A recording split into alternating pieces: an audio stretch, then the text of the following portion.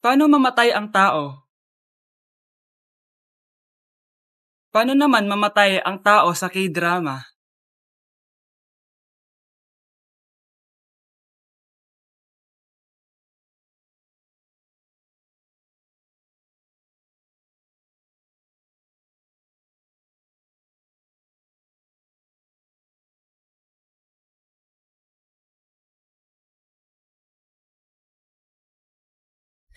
널 품기 전 알지 못했다. Huwag niyo ako ikulong! Hindi ako scammer! Itigil niyo na yan!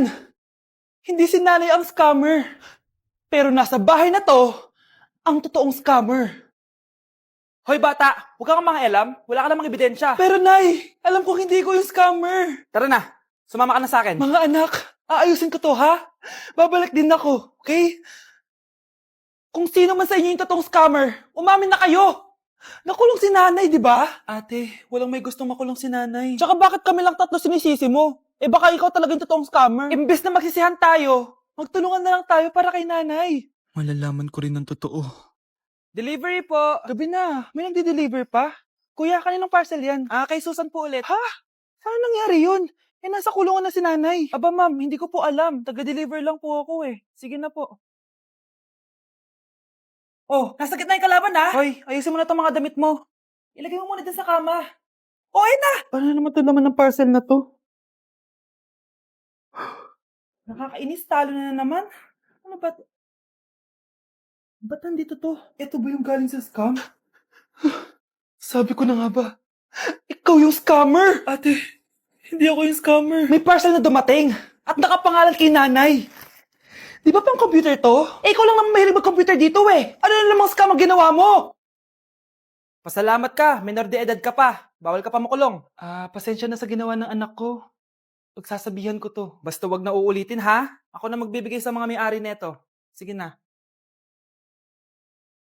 Ang galing mo talaga. O eto, sino to cellphone? Akin tong pera. Mas kailangan ko to. Galingan mo pang mang scam para mas marami tayong makuha. Bahala sa'yo. Makakaasa ka. Gagalingan ko pa. Nay, magpapaalam sana ako. Aalis po kami ng mga barkada ko. Sige anak, papayagan kita. Basta hugasan mo yung mga plato doon. Sige po, Nay. Ay, salamat, tapos na. Ma, aalis na po ako Anong aalis? Ma, sabi niyo po pag hinugasan ko po yung mga plato, papayagan niyo na po ako.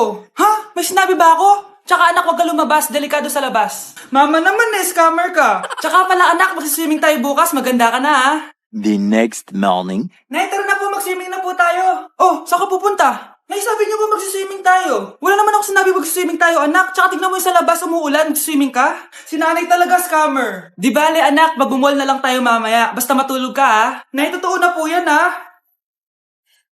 Few moments later. Ma, mag-mall na po tayo. Anong mag-mall? Gabing-gabi na. Sarado na yung mga mall. Matulog ka na ulit.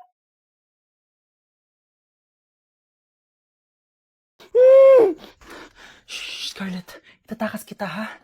Scarlett? May kausap ka ba? Nandiyan na si nanay. Bilisan mo. Paparating na siya. Bibilisan ko na. Scarlett! Scarlett! May kausap ka ba? Huwag kang maingay dyan, ha? Scarlett, tara na. Tara na, tita. Tita, buti na lang dumating ka. Hindi ko na kaya mga pinagagawa ni nanay. Hi, Scarlett. Nay. Napakahayap mo, Susan! Oo, hayop ako. At least madaming pera. Huwag kang mag-alala, di kita sasaktan. Hindi ko na din kaya mga pinagagawa sa akin ni Susan. At ikaw, Scarlett, ipapakain ko sa'yo yung lason na binigay mo sa akin. Nay, wag po. Halika.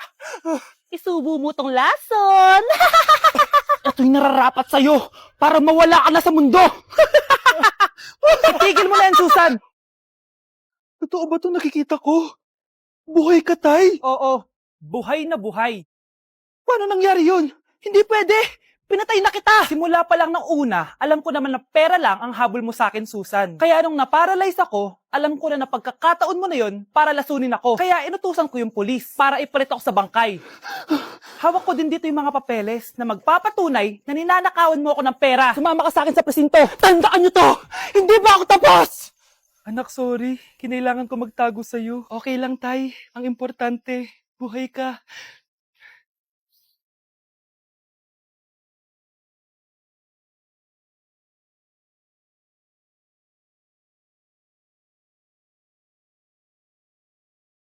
Ba't ang kalat naman dito? Anak! Yes po, Nay! Hugasan mo nga itong mga plat. Tapos na po, Nay. Ang bilis mo naman, anak. A few moments later. Anak, magwalis kang. Tapos na po, Nay. Mabilis talaga. Anak, magluto ka nga ng Tapos na po, Nay. Nay, meron pa po ba kayong iutos? Ang bilis mo naman. Anak ka ba ni The Flash? Hindi po, Nay. Anak niyo po ako, di ba? Oo naman. Bilib na bilib sa akin si Nanay. Lokohin ko nga siya. Nay, kaya ko din po pala magbasa ng isip. Nakakabasa din siya ng isip. Sana din niya malaman yung sikreto ko. Naampon lang siya. Talaga ba, anak? Alam ko na po yung sikreto niyo, Nay. Ampon lang ako. Joke lang, hehe. Nay? Totoo po, Nay. Wow, Edward! Ang ganda naman ng bahay mo. Simula ngayon, Scarlett. Dito ka natitira, ha? Masanay ka na. Matanong ko lang, bakit pala gusto mo akong panagutan? Di ba, iniwan mo na ako? Scarlett, hindi naman talaga kita iniwan. Alam mong, kinailangan ko lang sumama ng matagal sa ibang bansa. Kasama yung mga magulang ko. Ang importante, nandito na ako, Scarlett. Bubuo na tayo ng pamilya. Ang sarap naman pakinggan nun. Oh, Scarlett, bakit? Ang sakit ng tiyan ko. Ha? Teka lang, tatawag ako ng nurse, ha? Diyan ka lang.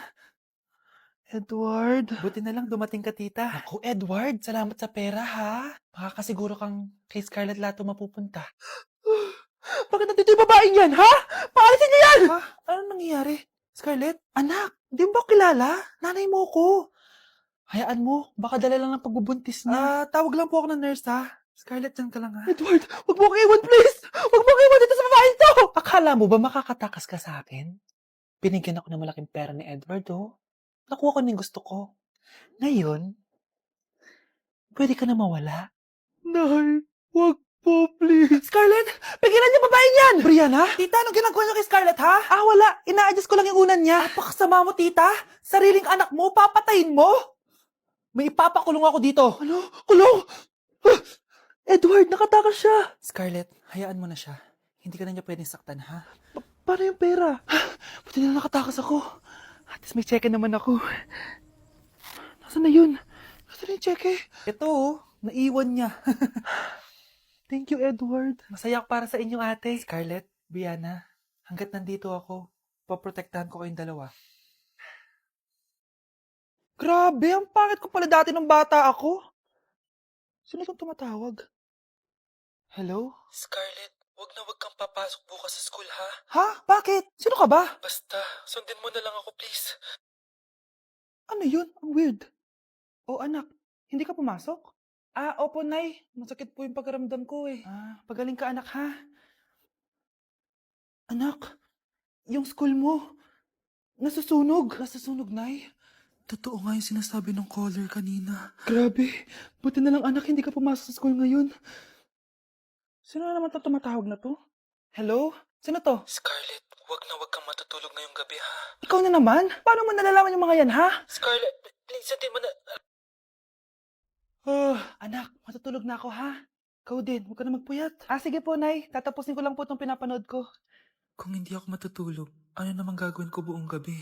Matutulog na lang ako. Baka niloloko lang ako ng caller na yun. Nay! Nay! Gising, Nay! Ano nangyari, anak? Binabangungot ka, Nay. Buti gising ka pa.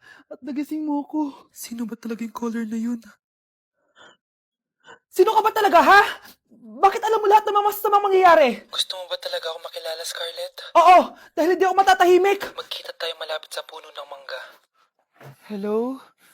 May tao ba dyan? Hi, Scarlett. Ikaw ba yung caller? Gusto mo ba talagang makita kung sino ako? Oo. Ako ikaw, Scarlett. Galing ako sa future. Ikaw ako? Kailangan kong ayusin yung mga nangyaring masama. Paano? Paano nangyari yun? Basta, Scarlett, ayusin mo yung mga desisyon mo sa buhay, ha? Sige na, baka mahuli pa ako ng mga humahabol sa akin. Sandali! Sino humahabol sa'yo?